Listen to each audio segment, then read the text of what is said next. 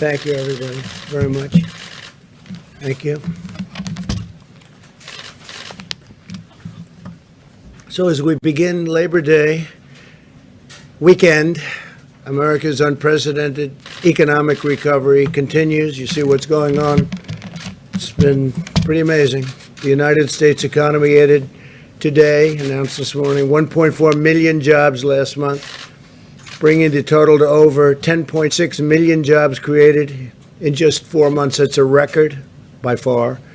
In August, we added 249,000 retail jobs, 174,000 leisure and hospitality jobs, and 29,000 new manufacturing jobs. The unemployment rate plummeted to 8.4%, the second largest single month drop ever recorded, surpassed only by our big decline in June. Last month, we saw large declines in the unemployment rate for African Americans, Hispanic Americans, and Asian Americans, very big declines. We're witnessing the fastest labor market recovery from any economic crisis in history, by far. By contrast, the last administration had the slowest, weakest, and worst recovery in American history. That was well documented, as you know. This year, the United States has seen the smallest economic contraction of any major Western nation, and we are recovering at a much faster rate than any other nation. Business confidence is higher today in America than in any other G7 or EU country. That covers a lot of territory. So we have the business confidence is higher than any of those countries. In July, retail sales not only recovered, but reached a new all-time high. So think of that. Retail sales, that's a very basic statistic, and it's a big statistic. It not only recovered, but reached the highest level ever. Auto sales have surged to an incredible 74% since their April low and are nearly back to their pre-virus levels.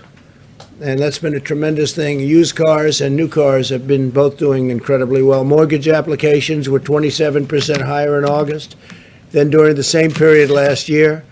Home builder sentiment reached the highest level on record, indicating that more high-paying construction jobs are on the way.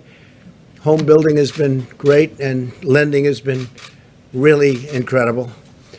U.S. manufacturing activity reached a 19-month high in August. When I first saw this product, I thought it looked kind of crazy.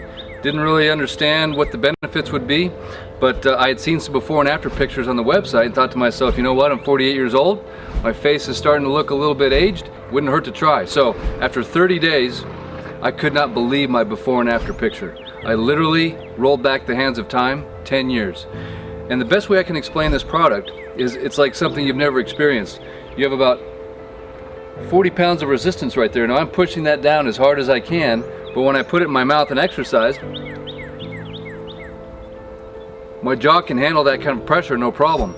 So what I discovered is that after using this product, after maybe 100 or 200 reps, all of a sudden I feel all this blood flow coming into my face, into my scalp. And a couple things happened. Number one, I felt a lot more awake and energized. It was a great stress reliever. But if it wasn't for the before and after picture, I probably wouldn't have totally seen the dramatic change that happened in my face. So Brandon was nice enough to take, I live here on Maui with Brandon, he was nice enough to take a before picture, and then about 30 days later, we took an after picture, and the results are absolutely amazing. So what I believe he has stumbled upon here is a massive discovery. If you think about it, there's a piece of fitness equipment for every other part of your body, right? And why isn't there one yet for the face? And now that there is, it totally makes sense. When you work something out, you bring in blood flow, you strengthen things. Over time, collagen, reproduction drops, things start to sag. This device, because of the activation, the 40 pounds of resistance, all of a sudden creates a fit face. And I believe that it's going to revolutionize fitness and beauty and the way that we think about staying in shape. So aloha, Brandon, thank you so much for inventing an amazing product.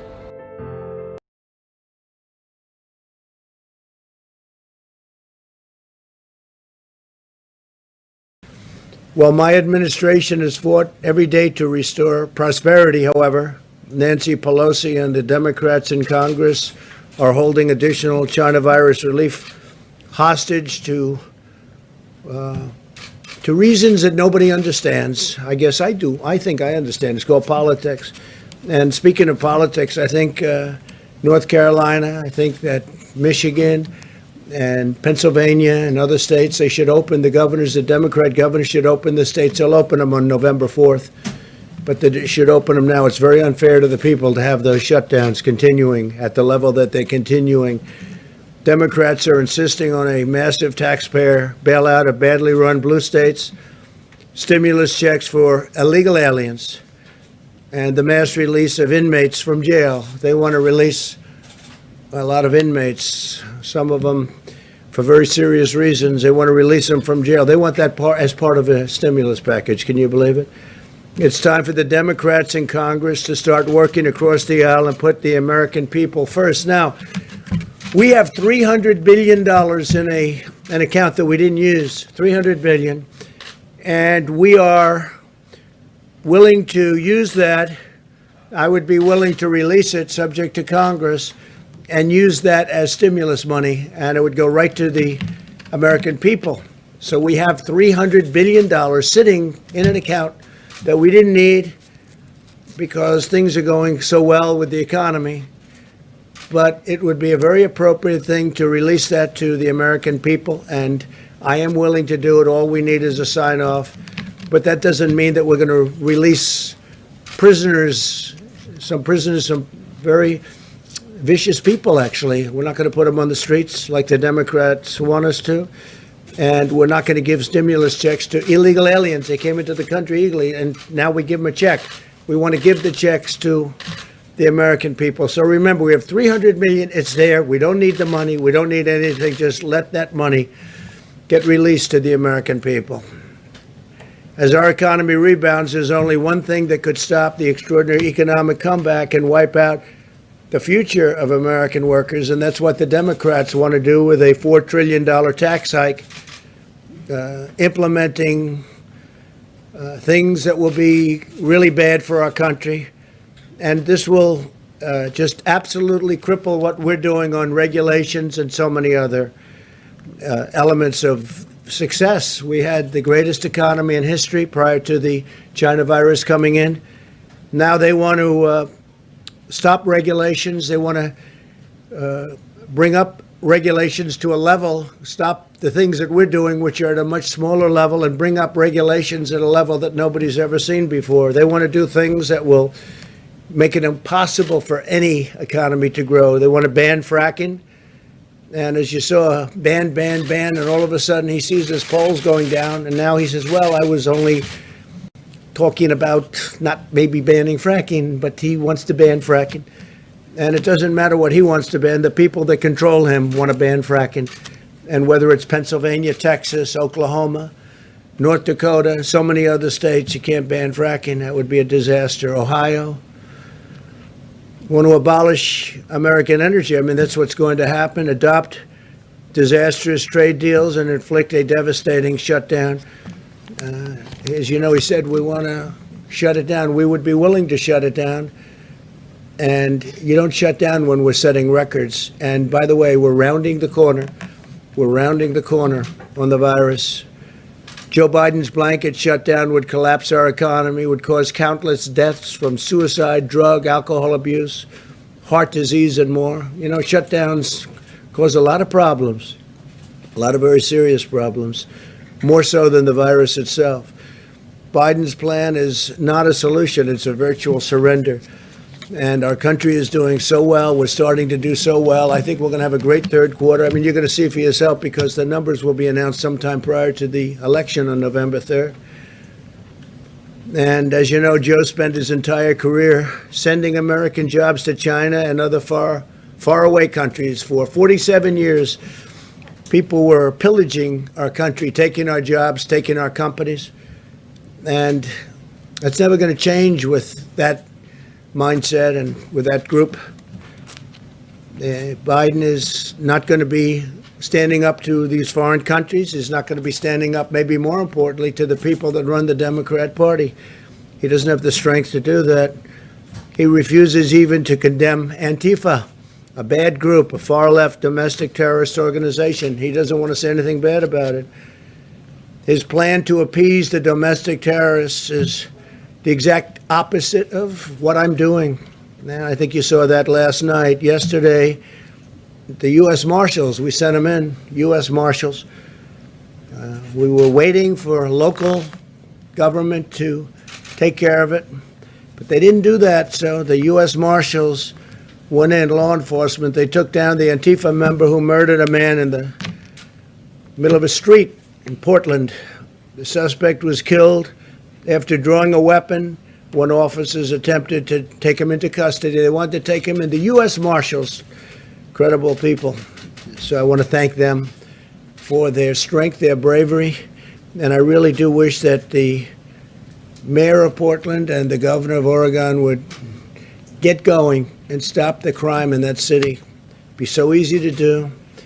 Well, we're focused on creating good-paying jobs. The radical left is focused on unleashing really violent mobs, and you see that whether you're conservative or liberal, Republican, Democrat, or independent, we must all agree the need for peace and order and safety.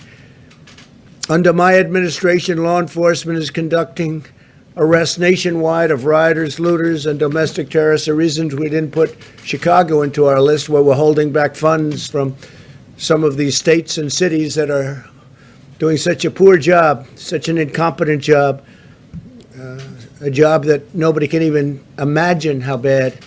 And we're holding it back until they get their act together. And we are having a lot of people in Chicago right now, and you notice that their numbers are going down rapidly. But we've deployed a lot of federal law enforcement inside of Chicago, and they're taking out quite a few people.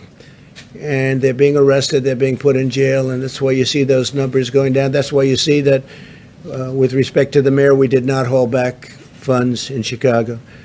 But New York is experiencing a tremendous crime wave, in some cases up over 300%, and they have to do something quickly. We just spoke to Mayor Bowser, and she's willing to do whatever is necessary. We had a very good talk with her. That's in D.C., and the other places, they speak for themselves. We're working with the state and local authorities to comb through hours of videotape, identify and arrest suspects, and prosecute lawbreakers. We've already got over 300 in jail, and we have tremendous evidence, and I want to thank the media for helping us out, because they're taking different angles. We have it from every different angle. You can't probably have any better than what we've got. We see it from the sky and the ground, and from the right and from the left. So when they say they didn't do it, we say, well, what's this? So we get that from the media free of charge. Under Operation Legend, we've surged federal law enforcement to cities plagued by violent crime. The initiative has already resulted in tremendous success, and nationwide, we have over 2,000 arrests, and we don't talk about it too much, but now we might as well. So we've arrested over 2,000 criminals. They're criminals. And in a single month, murder rate in Chicago, as you know, and as I said, it was cut in half, actually. So on the China virus front, the nations of Europe have experienced a 38% greater excess mortality than the United States, 38% more greater excess mortality than the United States. A lot of you don't want to report that. And if we took New York out of the equation, there's nobody even close. The job we've done is incredible, and we don't get any credit for it, but we've done an incredible job. Through Operation Warp Speed, we have 3 vaccines in the final stage of clinical trials. Yesterday, Pfizer announced, I just spoke to the head of Pfizer, great guy. They announced that it expects to have the results of its trial very, very shortly, next month, but very shortly. We remain on track to deliver a vaccine before the end of the year, and maybe even before November 1st. We think we could probably have it sometime during the month of October. And Pfizer is among the leaders, as you know, and it's a great company. Johnson & Johnson also doing very well. Moderna. We have some really great companies. They're all doing very well. They're all in final stages. and I think you're going to see results that are shockingly good. Finally, I want to provide you with a brief update of the virus. Cases in the United States have declined 28% nationwide over the last month, and hospitalizations and deaths have continued to decline over the past week, very substantially declined. Thanks to America's medical genius, the mortality rate has been reduced by 85% in April. Mortality rate reduced by 85%. Hospital lengths of stay are 1/3 of their average length in April. So the hospitalization's down, the length of stay is way down. In order to keep making progress against the virus, we ask all Americans to remain vigilant, especially over Labor Day. You know, you have the Labor Day weekend coming upon us immediately. I guess we can say pretty immediately. And we need everybody to be careful, to apply common sense, and do all of the things that we've told you to do as quickly, as much as you can. Social distancing, wearing a mask whenever the distancing is not possible, and staying with a group that you know. Let's just try and get through this one weekend, and I think we have a chance of doing that. Just social distance, wash your hands, all of the hygiene things that we speak about, and we're really rounding the turn. And the vaccines are coming, the therapeutics have already come, but they continue to come. The convalescent plasma has had a tremendous impact already. You see what's happening there, and remdesivir has been incredible. So we have a lot of things happening. We have a lot of therapeutics coming out. I think from the standpoint of common sense, I guess therapeutics to me right now, you go into a hospital, you give somebody a shot or transfusion. It might be a transfusion.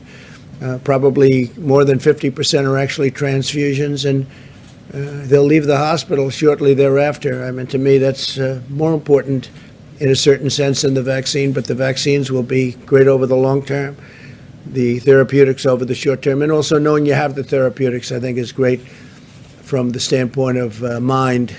From the standpoint of the mind, it's great.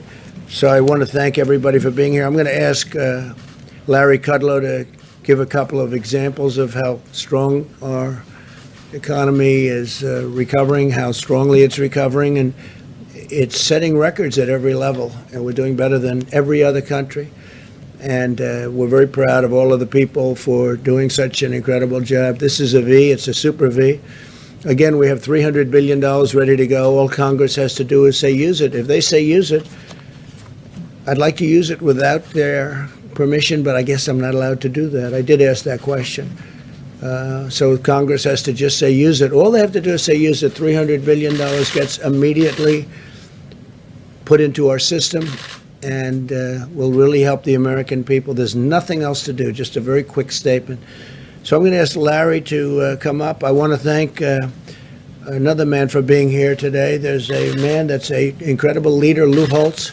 I've known him for a long time. He's been a friend of mine, and I think I've received letters from every football coach almost in the nation. Now, that's a little exaggeration, but some of the greats. Nick Saban wrote a letter. Coach O, and Coach O is central casting. I said we're going to have to put him in a movie, right, as a football coach. He'd really be good playing a football coach like you. And Urban Meyer wrote a beautiful letter, and so many of the other great legendary coaches, not only coaches, though, people in sports and people in life, and even great political people recommending Lou for the Presidential Medal of Freedom. And we've analyzed it very closely. We've looked at all of those recommendations. We've looked at Lou's life and his career and what he's done for charity. And the football is obvious. He was a great coach, but what he's done beyond even coaching. So Lou will be getting the Presidential Medal of Freedom, and a date is being picked. It won't be in the too distant future. Lou is married to a great woman, right, Lou? Great woman, and she just passed away a few months ago. Is an incredible woman. She was stronger. I knew her well. She was stronger than Lou. I think she was stronger than you, Lou. I hate to tell you, you're strong too, but she was special, right? So I just want to congratulate Coach Lou Holtz on soon to receive the Presidential Medal of Freedom, and we look forward to that, Lou. Thank you very much. And you can stay around and listen to Larry for a couple of seconds, or go to your friend. You probably know half of the people in the room. I'll bet they treat you better than they treat me. They treat him good. I wish you'd treat me that way. Larry, come on up. Thank you, sir.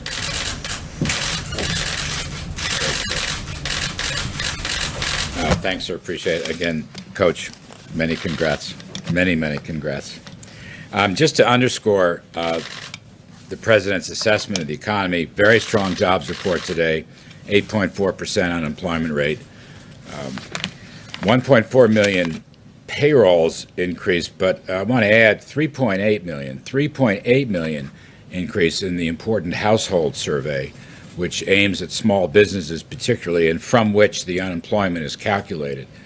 In the past 4 months, we've generated a 10.6 million increase in payrolls and a 14 million increase in households. So we've restored basically half of the jobs that were lost in the pandemic contraction. Today's report also included the lower wage industries and minority groups across the board. The diffusion index was a whopping 69%. So these gains are very broad-based. There's still too many people out. There's still too much hardship, still too many unemployed. And we're working on that, and we're moving in the right direction. And that's why today's numbers are encouraging and optimistic. Now, other areas that the President mentioned, just to underscore, we are in a housing boom. There can be no disagreement about that. Sales, mortgage applications, prices, home starts up 23% annually in July. We're in a car boom, automobile boom. We've gone from 8.7 million in sales to 15.2 million in sales in the recent 4 months. It's a big jump. As the President mentioned, the leading indicator of that is used car sales and prices. The manufacturing indexes are very strong. This recovery includes manufacturing. The ISM's running in the high 50s. The new order index is at 68. Production index is 63. We had a manufacturing report for durables, core durables. Over the past 3 months, orders up 35%, shipments up 35%. So these are very strong numbers. New business applications from 25,000 to 66,000. It's a 160% gain through August. And as the President referred, consumer spending is booming. We're up 84% annually over the past 3 months. My view, of course, we are in a V-shaped recovery. It is a self-sustaining recovery. High demand, increased production and manufacturing, along with decline in inventories, will give us a tremendous momentum going into the second half of the year. I still reckon that the third quarter will be at least 20% growth. The Atlanta Fed's GDP Now index is close to 30%. I think 20% is a good number. I think the whole second half and next year, provided that economic policies remain pro-growth. And I just want to mention one thing on the policy front. I simply don't understand the other side wanting a $4 trillion tax increase after a deep pandemic contraction. And on this point, I believe vast majority of economists, I don't care if you're a Keynesian, demand sider, supply sider, you just don't raise taxes by this amount or by any amount really, but $4 trillion, really picking the pockets of taxpayers who are returning to work now and need all the resources they can get. You just don't do it. The profession should be have a complete consensus on that. And so I'm quite surprised, and I think that is a potential obstacle. And people are beginning to speak about that. But all I can say is, factually, the numbers are coming in very positively. There's a lot of optimism going on. More work to be done, but we're rolling in the right direction, sir. Thank you. Appreciate it. Okay, please. Thank you, President Trump. If I could first ask a clarifying question about the $300 billion. Yeah. You've ruled out doing that unilaterally. You're going to wait for Congress to repurpose it for stimulus checks. Yeah, what about it? Oh, is that correct? You're waiting for Well, Congress? there's a theory that I can do it without the approval, but I'd rather get the approval so that we have it. But there's a theory I could take the $300 billion. It's money that we have, money that we built up and money that we haven't spent, and I would love to give it to the American people as a very powerful stimulus. So, yeah, I think there is a theory that I could do it without having to go back, but I think it would be appropriate to go back, and I would ask Congress to approve it. It's a very simple approval. Literally, it's a one-sentence approval, and the Democrats should do that. The Republicans will do that. They'd be glad to do that. So we'll see whether or not they do it. Okay? Please, in the back. Mr. President, our editor-in-chief, John Solomon, had an exclusive interview with the head of the Delaware Fraternal Order of Police chapter. He said that they were going to endorse you instead of their native son, Joe Biden. I'd like your response, as well as the National Organization of the Fraternal Order of Police is endorsing you as well. Well, I'm honored that Delaware, because I don't see Biden anywhere but Delaware. And I like Delaware too. But to have the law enforcement in Delaware give their endorsement to me is really a great honor. It just shows you how pathetic the Democrats are when it comes to crime, when it comes to law and order. So would you please extend my very great thanks? It's a great honor to get it from Delaware law enforcement. We've gotten it from almost all law enforcement, but that's because every time I see Biden speak, it says Delaware, Delaware, Delaware. He never leaves. I'm all over the country. I'm all over the place. Yeah, please. Go ahead. Did you have? Yeah, go ahead, Jim. Thanks, Mr. President. Germany has said that Alexei Navalny, the Russian opposition leader, was poisoned. What do you think should be done to Russia about that? What is your message to Russia about that? And how should the international community and the United States respond? Well, I think we have to look at it very seriously if it's the case, and I think we will. There's nobody been tougher in Russia than I have. We get along. I get along with almost all countries. I get along with North Korea. Remember, we're supposed to be going to war with North Korea. If Hillary got elected, you'd be at war right now with North Korea. That would be a very messy war, a very bad war. Many millions of people would be killed.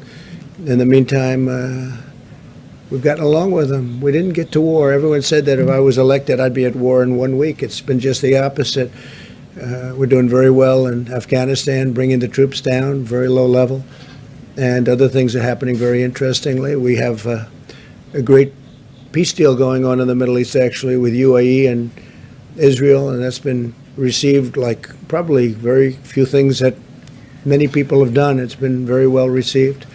And we'll be having other countries announcing soon they're joining that. And you're going to have a lot of countries in that. A lot of countries are saying, hey, why didn't you bring us in right from the beginning? They would have loved to have been there, but they want to be in. So we're doing a lot of things. I think that I was the one that alerted the United States and the world, Nord Stream 2. I said, why is Germany spending billions and billions of dollars to Russia to get their energy from Russia, and then we're supposed to protect Germany from Russia? What's that all about? And the sanctions and everything else. At the same time with Russia, we're right now negotiating a nuclear non-proliferation treaty, which is very important. It's a very important thing. To me, it's the most important thing. Some people say global warming. I don't. I say this is far more important. And we are the biggest. They are the second biggest, nuclear-wise. China's third. They're actually a distant third, but they're building pretty rapidly. And at some point, we'll include China into those talks. But we're doing very well with Russia on nuclear non-proliferation. So I don't know exactly what happened. I think it's tragic. It's terrible. It shouldn't happen. We haven't had any proof yet, but I will take a look. It is interesting that everybody's always mentioning Russia, and I don't mind you mentioning Russia, but I think probably China at this point is a nation that you should be talking about much more so than Russia, because the things that China is doing are far worse. If you take a look at what's happening with the world, look at what happened with the China virus. Look at what they did by not keeping that within the confines of China. They should have kept it in the confines of China. Look what they've done to 188 countries all over the world. But you never ask about China. You're always asking about Russia. So I would be very angry if that's the case. And we'll take a look at the numbers and the documents, because we're going to be sent a lot of documents over the next few days. President? Please, in the back. Thank you, Mr. President. During the conventions, During the conventions, Kimberly and Don Jr. had an outreach to the Indian Americans community with a video called 4 More Years for You, which has gone viral among the Indian Americans in the battleground states. So my question is, would Kimberly, Don Jr. and Ivanka Trump, who are very popular among Indian Americans, would be campaigning on your behalf among the Indian Americans with your views on India-US relationship? Well, I didn't understand everything you said. I know India, and I understood those young people that you mentioned. They're very good young people. And I know their relationship to India is very good, and so is mine. And Prime Minister Modi is a friend of mine, and he's doing a very good job. Nothing easy, but he's doing a very good job. We're talking, I mean, while we're at it, we're talking about China and India going at it pretty good on the border, as you know. It's been very nasty. It's been a very nasty situation. And we stand ready to help with respect to China and India. If we can do anything, we would love to get involved and help. And we are talking to both countries about that. But I appreciate your nice sentiments. They think a lot of India, and so do I, and I think a lot of your Prime Minister. Thank you. Sir, my question was about Indian Americans. Do you think they are voting for you? Are they supporting you? I do. We had an event in Houston, as you know, and it was a fantastic event. I was invited by Prime Minister Modi, and this was this was at where they play football, the Houston football team, and it was incredible. It was actually incredible, and the Prime Minister could not have been more generous. We have great support from India. We have great support from Prime Minister Modi, and I would think that the people, Indian people, would be voting for Trump. I also, as you know, went to India just prior to the pandemic setting in, because India's been hit very hard. Left really about a week before that, and we had an incredible time. What we saw, the people are so incredible. It's really an incredible place, an incredible country, and it's definitely big.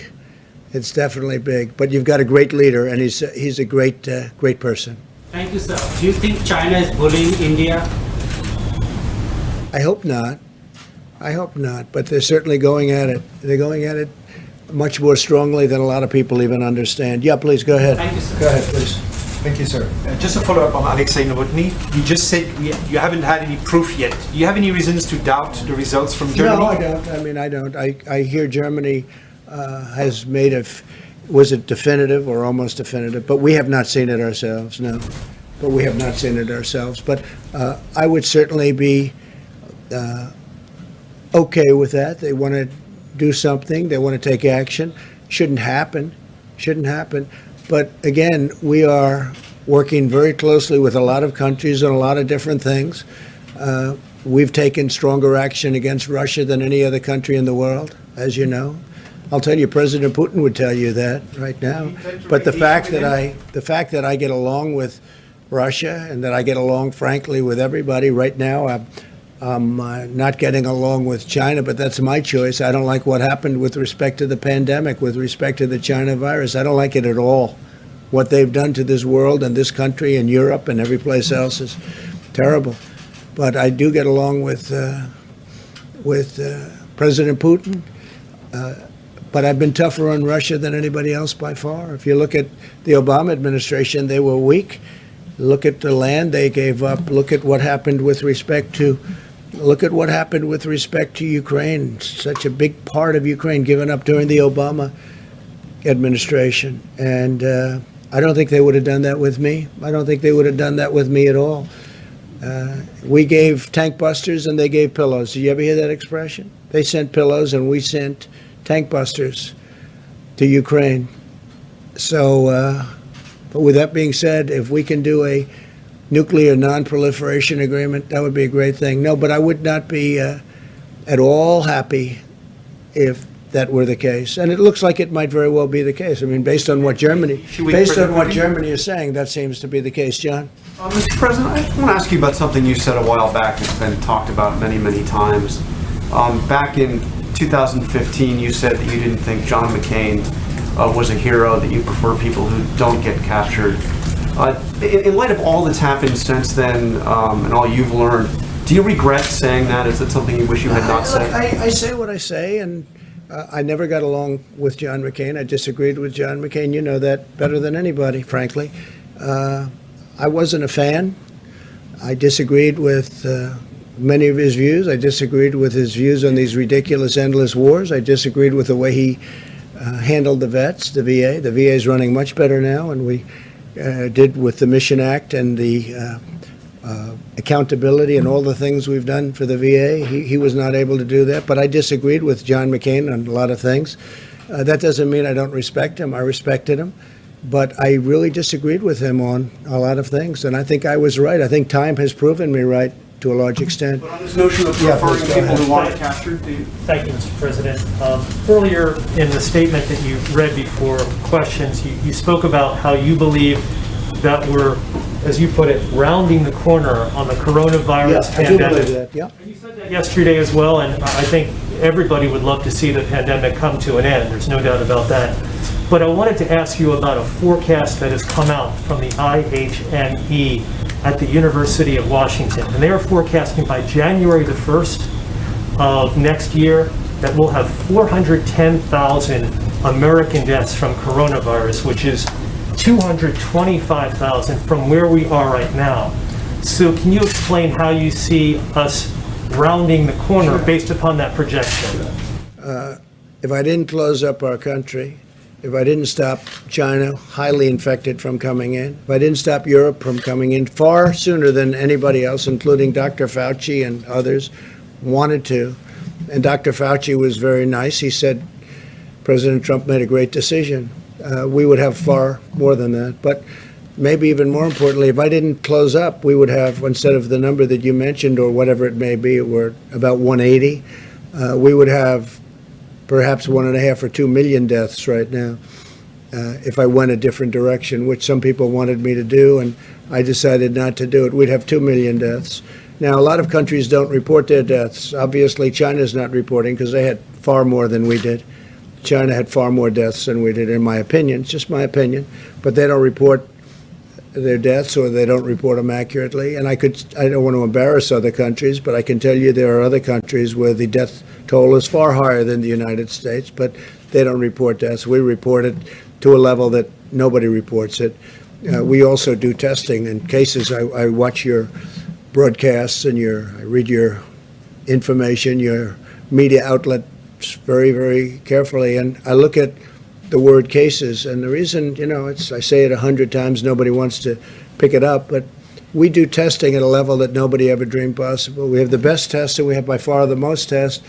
Actually, India, as per your question before, India is number 2, and they've done a good job, but they're about 40 million tests behind us, and they're a country of 1.5 billion people. Now, because of all these tests, we have far more cases. If we cut our cases in half, if we cut our testing in half, we'd probably have about half the number of cases. If we cut it down to levels, there are some countries that don't test. They test when somebody walks into a hospital. That's the test you get. They walk into a hospital, they're sick, that's your test. We have tested more and better, and you just see where we now have millions of tests coming in from a certain company that's done a fantastic job, and it's going to be anywhere from 5 minutes to 15 minutes on the spot, very accurate test. But if we had much less testing, no testing, you wouldn't be reporting cases. But you saw this, I don't want to go over the statistics, you all wrote it down, but you see how we're doing compared to the rest of the world, and if you took out New York, which has been a tragic situation, with the amount of people that died in New York. You can't just simply take out a major state in the U.S. It's still a part of the United States, New York is. No, I'm just saying. You can't take it out of the equation. I'm just saying, New York has been in particular run, whether it's badly, incompetently, whether it's unfortunate, and I appreciated Governor Cuomo saying that I've done a phenomenal job, and he said very good things. He said bad things too, later on when he had no really other choice. But if you took out New York from those numbers, you can multiply our tremendous success by a lot.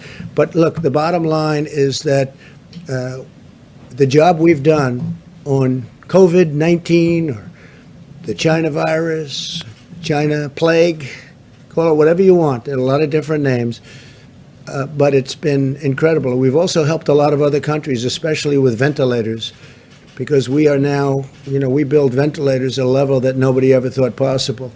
So you don't see that forecast being accurate, the one that I cited to you? Yeah, but you didn't hear me. If we didn't do what I said, we would be at 2 million deaths right now. Taking that into account, it's just going forward. No, they're not taking that into account. I had a choice to make. If we made the wrong choice, the number that you have, which is less than other countries, but the other countries don't report deaths. They don't report them to the extent, and they're not accurate. You know that, and so do I. Because you take a look at some of the things happening in certain other very large countries. First of all, we're a very large country. But you take a look at things happening with respect to the reporting of deaths in other countries, and I say, give me a break.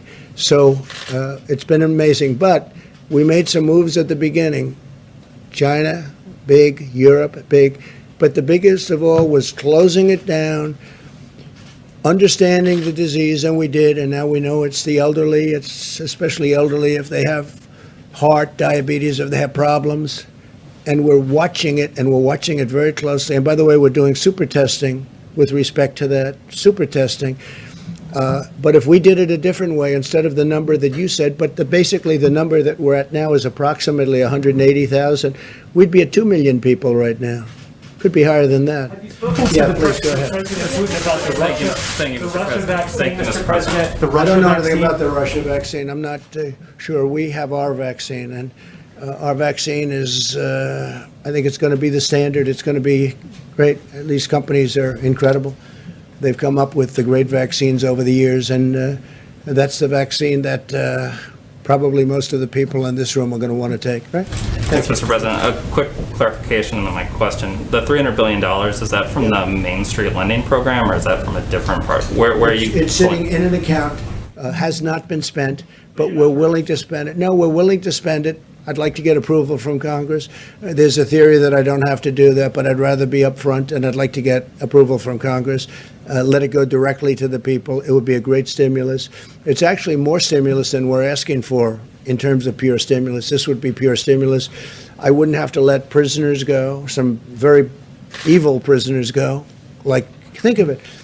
The Democrats, in order to get what they want and in order to give us they're talking about allowing prisoners to be released, prisoners that we don't want to be released. So in order that we get money to the American people, they want to say release prisoners and other things like that are very bad. And we just can't do that. We don't want to do that. And then just to follow on John's question, I know you spoke earlier about the Atlantic story, and you referenced the number of administration officials who have come out to support your... No, we have 11 people. I was just told we have 11 people.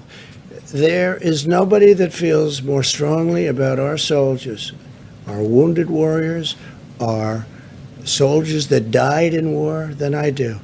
It's a hoax. Just like the fake dossier was a hoax. Just like the Russia was a hoax. It was a total hoax, no collusion. Just like so many other things, it's a hoax. And you'll hear more of these things, totally unrelated, as we get closer and closer to election. The magazine is a failing magazine, and nobody called me. Nobody called me from the magazine and said, "Do you have a comment about it?" No, they just write whatever they want to write because they figure you can't get sued. You can get sued, but it's a very hard bringing lawsuits. But we have many witnesses, and it's just a continuation of the witch hunt so that it can hopefully affect the election. But the American people are too smart. So whether it's the fake dossier that turned out to be a total fraud or so many other things have turned out. I've been under investigation from before I even got elected. These people have gone after me more than any president in the United States in the history of the United States. And it's a shame. It's a shame. And despite that, we've done more in the first 3.5 years than any administration. There's been no administration that's done more. When you add it all up, there's been no, despite all of the horrible political games that have been played, but there's nobody that's that's been able to do what I've done, and that includes the Great Mission Act, because what Obama passed was a joke. It was a joke. And we took it to a level that nobody thought possible, and that includes accountability. So it's a disgrace that somebody's allowed to write things like that. It could have been, a lot of times the sources aren't sources that don't exist, and sometimes the sources are just people that are disgruntled former so-called employees. Well, my question is sort of about that. I mean, the notable voice that's been missing from the denials is your former chief of staff, John Kelly, who was obviously intimately involved in this. How are we supposed to read the fact that John Kelly hasn't? I know John Kelly. He was with me, didn't do a good job, had no temperament, and ultimately he was petered out. He was exhausted. This man was totally exhausted. He wasn't even able to function in the last number of months. He was not able to function. He was sort of a tough guy.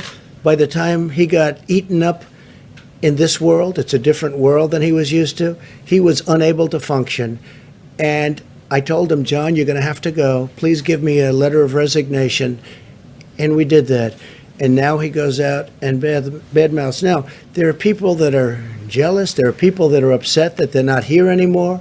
There are people that we've done an incredible job. The virus came in, and now we're doing an incredible job again. We're going to build it up bigger than it was before the virus came in. But I don't know that it was him. I haven't seen that. I mean, I see anonymous, but it could have been a guy like a John Kelly.